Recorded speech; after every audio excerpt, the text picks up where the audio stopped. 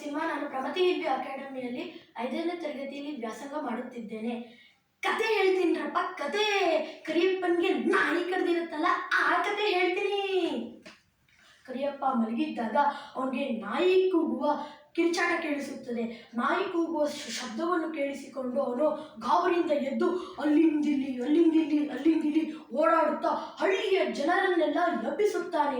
ಆಗ ಹಳ್ಳಿ ಜನರು ಓಡಿ ಬಂದು ಏನಾಯಿತು ಅಂತ ಕೇಳುವಾಗ ಅವನ ತಂದೆ ಹೇಳ್ತಾರೆ, ಹೋಗ್ರಪ್ಪ, ಹೋಗಿ ಮಲ್ಕೊಳ್ಳಿ, ದಿನ ಇದ್ದಿದ್ದೇ ಇವನು ನಿದ್ದೆಯಲ್ಲಿ ಯಾವಾಗ ನೋಡಿದ್ರು ಅಲ್ಲಿಂದಿಲ್ಲಿ ಓಡಾಡ್ಕೊಂಡು ಕಿರಿಚ್ತಾ ಇರ್ತಾನೆ ಅಂತ. ಆಗ ಹಳ್ಳಿ ಜನರು ಕೇಳ್ತಾರೆ, ಯಾಕೆ, ಏನಾಯ್ತು ನಿಮಗೆ, ಯಾವಾಗ ನೋಡಿದ್ರು ಕಿರಿಚ್ತಾನೆ ಇರ್ತಾನಲ್ಲ ಅಂತ. ಆಗ ಅವರ ತಾಯಿ ಹೇಳ್ತಾರೆ, ಇಲ್ಲ ಅವನು ಕಲ್ತು ನಾಯಿಗೆ ಹೊಡೆಯಕ್ಕೆ ಹೋಗಿದ್ದ, ಆ ನಾಯಿ ಬಂದು ಇಲ್ಲಿ ಅವನಿಗೆ ಕಚ್ಚಿಬಿಡ್ತು, ಆದ್ರಿಂದ ಅವನು ಹಿಂಗೆ ಆಡ್ತಾ ಇದ್ದಾನೆ ಅಂತ ಹೇಳ್ತಾರೆ. ಆಗ ತಂದೆ ಹೇಳ್ತಾರೆ, ಅವನು ಸ್ಕೂಲ್ನಲ್ಲಿ ಓದ್ತಿದ್ದಾಗ ಇವನ ಸ್ನೇಹಿತರು ಅವನಿಗೆ ಕಾಡಿಸಿ ತಲೆಯಲ್ಲಿ ಅದನ್ನು ತುಂಬಿಟ್ಟಿದ್ದಾರೆ. ಅದಕ್ಕೆ ಅವನು ಆಗ್ಲಿಂದ ಹಾಗೆ ಆಡ್ತಾ ಇದ್ದಾನೆ. ಈ ಕರಿಯಪ್ಪನು ಆ ಒಂದು ಮೂಢನಂಬಿಕೆಗೆ ವೈದ್ಯರ ಹತ್ರ ಹೋಗದೆ ಸ್ವಾಮಿಗಳ ಹತ್ರ, ಮಠದ ಹತ್ರ ಯಂತ್ರ ಮಂತ್ರ ಹಾಕಿಸ್ಕೊಳ್ಳೋಕೆ ಅಂತ ಬಂದಿರ್ತಾನೆ.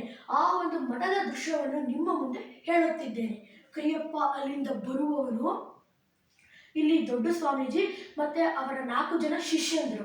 ಆಗ ದೊಡ್ಡ ಸ್ವಾಮೀಜಿ ಕೇಳ್ತಾರೆ, ಏನಾಯ್ತಪ್ಪ, ಯಾಕಪ್ಪ ಇಲ್ಲಿಗೆ ಬಂದಿದ್ಯಾ ಅಂತ. ಆಗ ಹೇಳ್ತಾನೆ ಕರಿಯಪ್ಪ, ನನಗೆ ನಾಯಿ ಕಡ್ದಿದೆ, ಅದಕ್ಕೆ ನಿಮ್ಮ ಹತ್ರ ಯಂತ್ರ ಮಂತ್ರ ಹಾಕಿಸ್ಕೊಳ್ಳೋಕೆ ಅಂತ ಬಂದಿದ್ದೀನಿ ಅಂತ ಹೇಳ್ತಾನೆ. ಆಗ ಯಾವಾಗ ಕಡಿತು ನಾಯಿ ಅಂತ ಕೇಳ್ತಾರೆ ದೊಡ್ಡ ಸ್ವಾಮೀಜಿ. ಆಗ ಅವ್ರ 4 ಜನ ಶಿಷ್ಯಂದರು ಹೇಳ್ತಾರೆ, 4 ದಿವಸದಿಂದ ಕಡ್ದಿದೆ ಅಂತ. ಯಾವ ದಿಕ್ಕಿನಿಂದ ಬಂದು ಕಡಿತು ಅಂತ ಕೇಳ್ತಾರೆ. ಯಾವ ದಿಕ್ಕಿನಿಂದ ಬಂದು ಕಡಿತು ಅಂತ ಕೇಳ್ತಾರೆ. ದಿಕ್ಕು ನೋಡಿಲ್ಲ, ಒಟ್ನಲ್ಲಿ ಬಂದು ಕಡಿತು ಅಂತ ಹೇಳ್ತಾರೆ. ಆಗ ರಾಮಯ್ಯ ಅನ್ನುವ ಸ್ವಾಮಿಗೆ ಹೇಳ್ತಾರೆ, ಪಂಚಾಂಗ ತೆಗೆದುಕೊಂಡು ಬಾ ಅಂತ. ಆಗ ಅವನು ಪಂಚಾಂಗ ತೆಗೆದುಕೊಂಡು ಬರುವವನು. ಆಗ ಹೇಳ್ತಾರೆ, ದಶಮಿ ದಿನ ಯಾವ ನಕ್ಷತ್ರ ಇದೆ ನೋಡು ಅಂತ. ದಶಮಿ ದಿನ ಕೃತಿಕಾ ನಕ್ಷತ್ರ ಇದೆ ನೋಡು.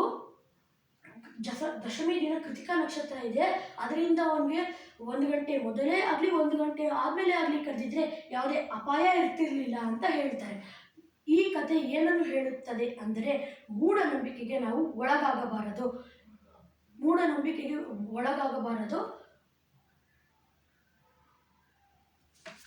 ಎಲ್ಲ ಚೆನ್ನಾಗಿ